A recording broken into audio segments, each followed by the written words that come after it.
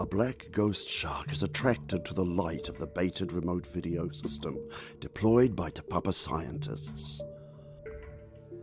At almost 2,000 meters, food is scarce, so the bait is very attractive. The video unit lights up this dark world.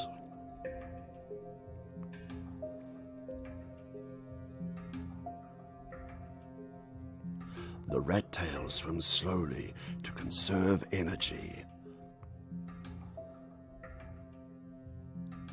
The green arrows indicate the long filaments that help it to sense food and other animals in the dark. This rat tail was observed below 1,000 meters. More than 70 species of rat tails have been recorded in New Zealand waters. Parasitic